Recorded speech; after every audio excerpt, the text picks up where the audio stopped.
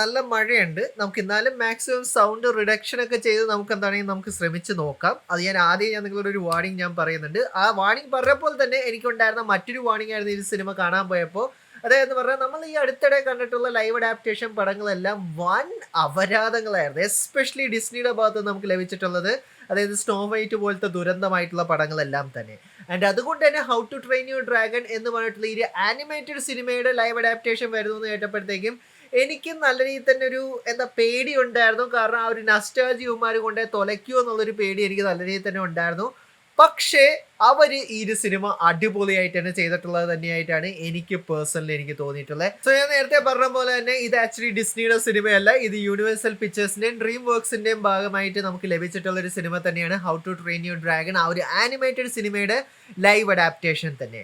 And ആദ്യം തന്നെ ഞാൻ നേരത്തെ നിങ്ങളുടെ വീഡിയോ സ്റ്റാർട്ടിങ് ഞാൻ പറഞ്ഞതുപോലെ തന്നെ എനിക്ക് ഈ ഒരു പടം അടിപൊളിയായിട്ട് അവർ ചെയ്തതായിട്ടാണ് എനിക്ക് പേഴ്സണലി എനിക്ക് തോന്നിയിട്ടുണ്ടായിരുന്നത്. കാരണം എന്താണെന്ന് ചോദിച്ചാൽ നമ്മൾ എന്താണോ ആനിമയിൽ നമ്മൾ കണ്ടിട്ടുണ്ടായിരുന്നത് അതിന്റെ ഡിറ്റോ ആയിട്ടുള്ള ഒരു സാധനങ്ങൾ തന്നെയാണ് നമുക്ക് ആക്ച്വലി ഈ ഒരു ലൈവ് അഡാപ്റ്റേഷൻ നമുക്ക് കാണാൻ കഴിയുന്നത്. ഈവൻ ഡയലോഗ്സ് വരെ അവർ സെയിം ടു സെയിം തന്നെയാണ് നമുക്ക് ഇതിനകത്ത് അവർ കൊണ്ടുവന്ന് തന്നിട്ടുള്ളത് തന്നെ.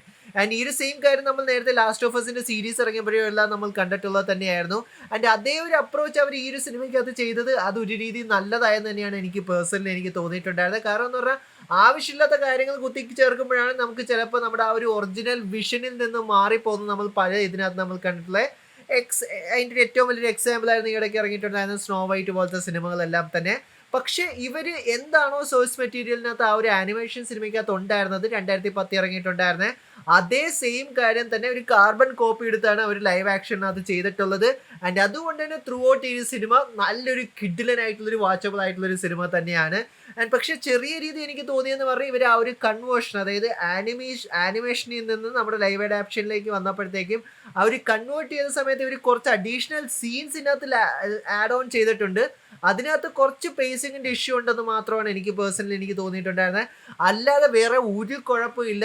ഇതിന്റെ ആനിമേഷൻ പടം കണ്ട് നിങ്ങൾ ആക്ച്വലി നല്ല രീതിയിൽ തന്നെ എന്റർടൈൻ ചെയ്തിട്ടുണ്ടെങ്കിൽ ഈ ഒരു സിനിമ നിങ്ങളുടെ ആ ഒരു നൊസ്റ്റാൾജിയ കൊണ്ടുവരാനുള്ള ഒരു സാധ്യത വളരെ കൂടുതൽ തന്നെയാണ്. And finally night fury AKA ടൂത്ത്ലെസ്സിനെ നമുക്കൊരു ലൈവ് ആക്ഷനിൽ കാണാൻ കഴിയുന്നത് ഒബ്വിയസ്ലി ഇപ്പോഴും അതൊരു CGI ചെയ്തിട്ടുള്ളൊരു ഡ്രാഗൺ തന്നെയാണ്.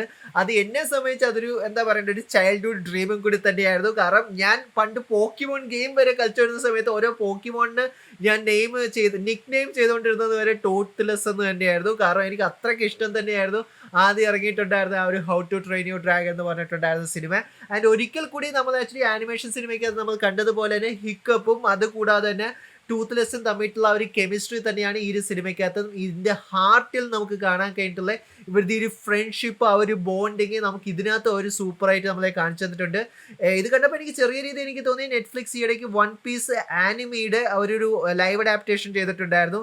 ആൻഡ് അത് വൺ കിടലായിട്ട് അവർക്ക് ചെയ്യാൻ കഴിഞ്ഞിട്ടുണ്ട്. ഏകദേശം അതേ കാര്യം തന്നെയാണ് യൂണിവേഴ്സൽ പിക്ചേഴ്സും ഡ്രീം വർക്സും ഈ ഒരു സിനിമയ്ക്കകത്തും കൂടി നമുക്ക് തന്നിട്ടുള്ളത് തന്നെ. പിന്നെ സ്റ്റോയിക്കിന്റെ ക്യാരക്ടർ നമുക്ക് അറിയാവുന്നത് തന്നെയായിരുന്നു. ഒറിജിനൽ ആനിമേഷൻ സിനിമയ്ക്കകത്ത് വോയിസ് ഓവർ ചെയ്തിട്ടുണ്ടായിരുന്ന മറ്റാരുമല്ല ജെറാർഡ് ബട്ട്ലർ തന്നെയാണ്.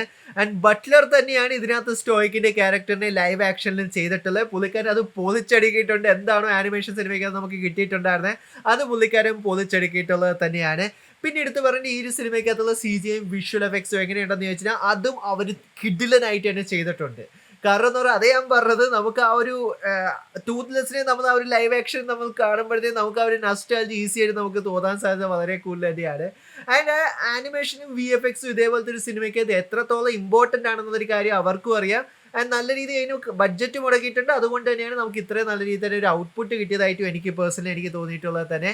ആൻഡ് അതുകൊണ്ട് തന്നെ ഈ ഒരു വീക്കെൻഡിൽ നിങ്ങൾക്ക് ഫാമിലി ആയിട്ട് കുട്ടികളെ കൂടെ കൂട്ടിയിട്ട് നിങ്ങൾക്ക് ഇങ്ങനത്തെ ഒരു അഡ്വഞ്ചർ സിനിമ കാണണമെന്ന് നിങ്ങൾക്ക് താല്പര്യം ഉണ്ടെങ്കിൽ നിങ്ങൾക്ക് how to train your dragon എന്ന് പറഞ്ഞിട്ടുള്ള ഒരു സിനിമ നിങ്ങൾക്ക് തീർച്ചയായും തിയേറ്ററിൽ പോയി കാണാവുന്നത് തന്നെയാണ്.